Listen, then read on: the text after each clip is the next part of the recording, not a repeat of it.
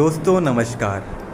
आप सभी का स्वागत है स्केरी दुनिया में। मैं आपका होस्ट आकाश हाजिर है एक नई कहानी के साथ। ये कहानी है रामपुर में रहने वाले ठाकुर श्यामलाल की, जो कि गांव का एक जाना माना जमींदार था, जिस वजह से गांव में उसका दबदबा काफ़ी था और वो लोगों के साथ गलत व्यवहार करता था। उसके रूमानी स्वभाव के कारण अक्सर गांव की महिलाएं उससे दूरी बना के रखती थी, लेकिन देर सवेर जबरन वह महिलाओं को अपना शिकार बना ही लिया करता था।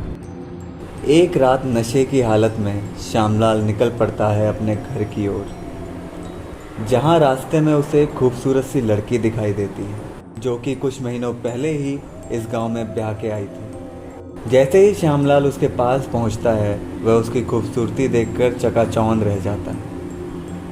उसकी बड़ी बड़ी आँखें, लंबे काले घने बाल, मासूम सा चेहरा, श्यामलाल देखता ही रह जाता है। श्यामलाल उस महिला के पास जाने की कोशिश करता है।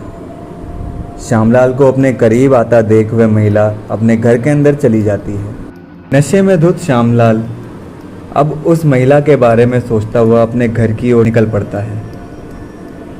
उधर श्यामलाल के दिमाग में उसकी खूबसूरती घूमती रहती है और वो रात में सो नहीं पाता। सुबह होते ही श्यामलाल निकल पड़ता है उस महिला की चाहत में। जैसे ही श्यामलाल उस महिला के घर के पास पहुंचता है, उस महिला का पति लल्लन श्यामलाल को देख उसके पास जाता है और कहता है, मालिक आप इधर, और उसे अपने घर में आने को कहता है।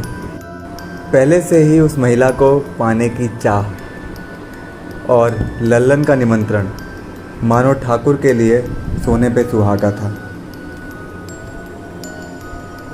लल्लन के निमंत्रण देते ही वह उसके घर में उसके साथ चला जाता है और उसकी पत्नी को देखकर अपना रौब दिखाना शुरू कर देता है। श्यामलाल लल्लन को कहता है कि जो खेत उसके पास गिरवी रखे हैं, वो उसके कागज हवेली पर आकर उससे ले जा सकता है और खेती करना शुरू कर सकता है, ताकि धीरे धीरे जो कर है वो चुका सके। लल्लन ये सुनते ही बहुत खुश हो जाता है और हाँ कर देता है, लेकिन कहीं ना कहीं लल्लन के दिमाग में ये भी आता है कि आज तक लोगों के साथ बेईमानी करने वाले ठाकुर ने उसे उसके खेतों के कागज देने के लिए कैसे तैयार हो गया। शाम होते ही लल्लन पहुंच जाता है ठाकुर श्यामलाल की हवेली पर। श्यामलाल लल्लन को देख के बहुत खुश होता है और उसे खेत के कागजात देते हुए कहता है कि वह अपनी पत्नी को हवेली पर भेज दे, ताकि उसकी भी ज़िंदगी अच्छी हो सके। यह सुनते ही लल्लन हक्का बक्का रह जाता है और वहाँ से कागजात लिए बिना ही निकल आता है। ठाकुर की नीयत को जान हैरान परेशान लल्लन अपने घर पहुँच जाता है और दूसरी ओर वह अपनी पत्नी को सारी बातें बताता है। इधर लल्लन की पत्नी यह सब सुनकर लल्लन से कहती है कि मैं मर जाऊंगी पर ठाकुर के घर कभी नहीं जाऊंगी। अब लल्लन दुविधा में पड़ जाता है कि करे तो क्या करे। सुबह होते ही लल्लन मदद के लिए दूसरे गांव की ओर चला जाता है, जहां उसके कुछ रिश्तेदार रहते हैं। इधर ठाकुर श्यामलाल लल्लन के घर की ओर निकल पड़ता है।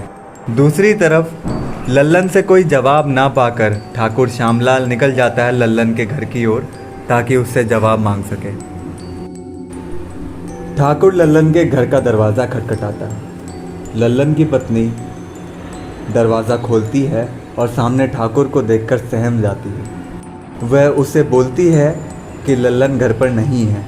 इतना सुनते ही ठाकुर उसके घर के अंदर घुस जाता है और दरवाज़ा बंद कर लेता है और लल्लन की पत्नी को अपनी ओर खींचने लगता है। डरी सहमी सी वो महिला ठाकुर के चंगुल से खुद को छुड़ाने की कोशिश करती है। उधर ठाकुर ज़बरदस्ती उसे अपने हवस का शिकार बनाने की कोशिश करता है। जैसे तैसे खुद को बचाती हुई वो घर के बाहर निकल आती है और भागने लगती है। इधर ठाकुर भी उसका पीछा करता है। भागते भागते वह महिला पास के जंगल में घुस जाती है। ठाकुर उसे ढूंढने की काफ़ी कोशिश करता है, लेकिन वो उसे कहीं नहीं मिलती। फिर भी वो अपनी खोज को जारी रखता है। तभी उसे लल्लन की पत्नी एक जगह पर पड़ी हुई मिलती है। उसके पास जैसे ही ठाकुर पहुंचता है, वो पाता है कि लल्लन की पत्नी की सांसें थम चुकी थी। उसे मरा देखकर ठाकुर वहाँ से भाग जाता है। शाम के वक्त लल्लन घर पहुँचता है। अपनी पत्नी को घर ना पाकर वह परेशान हो जाता है और वो सीधे ठाकुर की हवेली पहुँच जाता है। वहाँ जाकर वो ठाकुर को बताता है कि उसकी पत्नी नहीं मिल रही है। ठाकुर घबरा जाता है, लेकिन खुद को संभालते हुए वह लल्लन से कहता है, नहीं मिल रही है? मैंने तो पहले ही कहा था उसे मेरी हवेली पे भेज दे। तू ठहरा गरीब किसान और तेरी जवान पत्नी चली गई होगी किसी न किसी के साथ। लेकिन ठाकुर की आवाज़ की घबराहट को महसूस करता हुआ लल्लन समझ जाता है कि उसकी पत्नी ठाकुर के चंगुल में ही है।